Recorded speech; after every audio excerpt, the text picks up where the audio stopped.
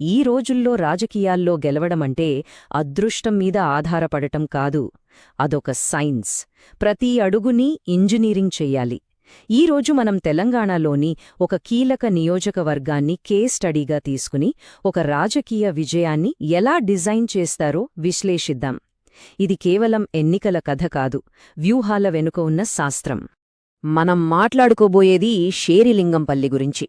Hyderabad IT కారిడార్కి ఇది గుండెకాయలాంటిదే. అంటే మాదాపూర్, గచ్చిబౌలి అంతా ఇక్కడే. ఇది జస్ట్ ఒక నియోజకవర్గం కాదు, తెలంగాణ ఆర్థిక వ్యవస్థకు, యువత ఆశయాలకు అద్దం పడుతుంది. అందుకే ఇక్కడి రాజకీయాలు చాలా కీలకం. ఓటర్ల సంఖ్య చూస్తే సుమారుగా 5,75,000. రాష్ట్రంలోనే అతిపెద్ద నియోజకవర్గాల్లో ఇదొకటి. ఇంత పెద్ద సంఖ్యలో రకరకాల నేపథ్యాలున్న ఓటర్లని ఒకే తాటిపైకి తేవడం ఎంత కష్టమో ఆలోచించండి. ఇంతకీ ఇక్కడ ఓటర్లు ఎలాంటివాళ్లు? చాలా స్పెషల్. చూడండి, దాదాపు 3/4 మంది 35 ఏళ్లలోపు వాళ్లే. 82% అక్షరాస్యులు. అంటే వీళ్లంతా బాగా చదువుకున్నవాళ్లు, టెక్నాలజీ వాడేవాళ్లు, ప్రపంచంతో కనెక్ట్ అయ్యున్నవాళ్లు. సో వాళ్ల ఆలోచనలు, సమస్యలు కూడా కొత్తగా ఉంటాయి. పాత పద్ధతులిక్కడ పనిచెయ్యవు.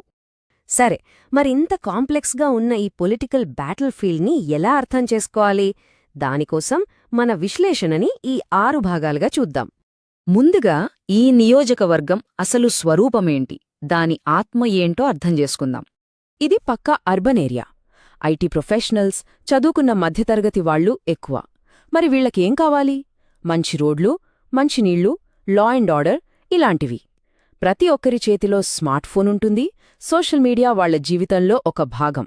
కాబట్టి వాళ్ల దగ్గరకు వెళ్లాలన్నా, వాళ్ల సమస్యలు తీర్చాలన్నా డిజిటల్ పద్ధతులు తప్పనిసరి. ఇలాంటి కీలకమైన నియోజకవర్గంలో ఊహించని విధంగా ఒక రాజకీయ సంక్షోభమొచ్చింది. ఏంటది? చూద్దాం. అప్పటిదాకా ఉన్న సిట్టింగ్ ఎమ్మెల్యే అధికార పార్టీలోకి జంపయ్యారు. దాంతో ప్రతిపక్షంలో ఉన్న బీఆర్ఎస్కి పెద్ద షాక్ తగిలింది. ఇది కేవలం ఒక లీడర్ వెళ్ళిపోవడం కాదు, గ్రౌండ్ లెవెల్లో ఒక పెద్ద గ్యాప్ వచ్చేసింది. ఈ సడన్ మార్పు వాళ్లని ఒక పెద్ద సవాల్ ముందు నిలబెట్టింది. ఇప్పుడు సీటు నిలబెట్టుకోవాలంటే వాళ్లకొక కొత్త, పవర్ఫుల్ స్ట్రాటజీ కావాలి. అది చాలా అవసరం. మరి ఈ ఛాలెంజ్ని వాళ్లు ఎలా ఫేస్ చేశారు? ఎలాంటి ప్లాన్తో ముందుకెళ్లారు? సమాధానం ఊహల్లో లేదు, డేటాలో ఉంది. ఏ యుద్ధంలోనైనా సరే గెలవాలంటే ముందు మన బలాలు, బలహీనతలు మనకు తెలియాలి. ఇక్కడ సరిగ్గా అదే చేశారు. పార్టీ గతంలో చేసిన ఇన్ఫ్రాస్ట్రక్చర్ పనులు, సంక్షేమ పథకాలు, వీటిని తమ బలాలుగా గుర్తించారు. అదే టైంలో క్షేత్రస్థాయిలో ఉన్న లీడర్షిప్ నెట్వర్క్ని ఎట్టి పరిస్థితిలోనూ కాపాడుకోవాలని డిసైడయ్యారు. ఇది ఒక పక్కా అనాలిసిస్. చూడండి, స్ట్రాటజీ అంటే కేవలం పెద్ద పెద్ద ఐడియాలు కాదు, దాన్ని యాక్షన్లోకి మార్చాలి. అందుకే షేరిలింగంపల్లి ఓటర్ల మైండ్సెట్కి తగ్గట్టు టెక్ ప్రొఫైలున్న కొత్త క్యాండిడేట్ని పెట్టడం లాంటి స్ట్రాటజిక్ నిర్ణయాలు తీసుకున్నారు. అదే టైంలో social media campaigns, door to door contact programmes లాంటి ఆపరేషనల్ పనులు కూడా చేశారు. ప్రతి యాక్షన్కి ఒక టార్గెట్, ఒక మెజర్మెంట్ ఉంది. Okay, data ready, strategy ready. మరి ప్రజలతో ఎలా కనెక్ట్ అవ్వాలి? ఇక్కడే వాళ్ల కమ్యూనికేషన్ ప్లాన్కి గుండెకాయ లాంటి చతుర్ముఖ సిద్ధాంతం వస్తుంది. ఇది మన సంస్కృతిలో నుంచే పుట్టిన ఒక బలమైన ఫ్రేమ్వర్క్. రాజ్యాంగం మనకు భావ ప్రకటనా స్వేచ్ఛను ఇచ్చింది, కాని ఆ స్వేచ్ఛతో పాటు ఒక బాధ్యత కూడా ఉంటుంది. సరైన సమాచారంతో, గౌరవప్రదంగా ప్రజలతో మాట్లాడడం చాలా ముఖ్యం. ఈ సిద్ధాంతం సరిగ్గా ఆ పని చేస్తుంది. మొదటి ముఖం బ్రహ్మ, అంటే సృష్టికర్త. దీని అర్థం నియోజకవర్గానికి ఒక పాజిటివ్ విజన్ ఇవ్వడం, ఫ్యూచర్పై ఒక ఆశను కల్పించడం. కొత్త టెక్ పార్కులు వస్తాయని, జాబ్స్ వస్తాయని, ఇన్ఫ్రాస్ట్రక్చర్ మారుతుందని చెప్పడం. ఇదంతా ఓటర్లలో ఒక నమ్మకాన్ని క్రియేట్ చేస్తుంది. రెండోది విష్ణు, అంటే సంరక్షకుడు. దీని ఉద్దేశమేంటంటే ఆల్రెడీ నడుస్తున్న సంక్షేమ పథకాలు ఆగిపోవని, వాటిని కాపాడతామని భరోసా ఇవ్వడం. ఇది పార్టీ కోర్ ఓటర్లని నిలబెడుతుంది, వాళ్లలో భయాన్ని పోగొడుతుంది. మూడోది శివుడు, లయకారుడు.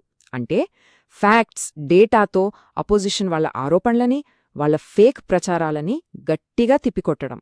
ఇది జస్ట్ డిఫెన్స్ కాదు, అగ్రెసివ్ కౌంటర్ అటాక్ అన్నమాట. ఇక నాలుగోది, చివరిది, దుర్గ, రక్షకురాలు. తెలంగాణ ప్రయోజనాల్ని, మన గుర్తింపుని కాపాడేది మేమే అని బలంగా చెప్పడం. ఇది ప్రజల ఎమోషన్స్ని టచ్ చేస్తుంది. పార్టీని ఒక ప్రొటెక్టర్గా నిలబెడుతుంది. ఈ కమ్యూనికేషన్ స్ట్రాటజీ కేవలం మాటలకే ఆగిపోలేదు. మరి దీన్ని గ్రౌండ్ లెవెల్లో ఎలా అమలు చేశారో చూద్దాం. ప్రజల నమ్మకాన్ని మళ్లీ గెలుచుకోవడానికి ఒక క్లియర్ 3 స్టెప్ ప్లాన్ వేశారు. ఫస్ట్, ప్రజలు ఫేస్ చేస్తున్న చిన్న చిన్న సమస్యలు అంటే వాటర్ లీక్, రోడ్డు గుంతలు ఇలాంటి వాటిపై వెంటనే స్పందించడం. సెకండ్, ప్రతి కాలనీకి వెళ్లి వార్డు సభలు పెట్టి ప్రజలు చెప్పేది ఓపిగ్గా వినడం. ఇక థర్డ్, నెగటివ్ పాలిటిక్స్కి దూరంగా కేవలం చేసిన మంచి పనుల గురించి, లబ్ధిదారుల సక్సెస్ స్టోరీల గురించి మాత్రమే మాట్లాడటం. మేము ప్రేమ్ నగర్ వాటర్ లీక్ సరిచేశాం, ఈ ఒక్క మాట చూడండి. దేశాన్ని మార్చేస్తామని చెప్పేదానికన్నా మీ వీధిలో నీళ్ల పైపు బాగుచేశాం అని చెప్తే జనాలకి బాగా కనెక్ట్ అవుతుంది. ఎందుకంటే అది వాళ్ల డైలీ లైఫ్ని టచ్ చేసే విషయం. ఇలాంటి చిన్న చిన్న విజయాలే పెద్ద నమ్మకాన్ని పెంచుతాయి. సరే, ఈ మొత్తం విశ్లేషణ మనకేం చెప్తోంది? ఆధునిక రాజకీయాల్లో దీని ప్రాముఖ్యత ఏంటి? ఇక్కడ మనం అర్థం చేసుకోవాల్సిన ముఖ్యమైన విషయమేంటంటే, ఈ రోజుల్లో ఎన్నికల్లో గెలవడమంటే కేవలం ప్రచారాలు, హామీలివ్వడం కాదు. అది ఒక ఇంజనీరింగ్ ప్రాసెస్.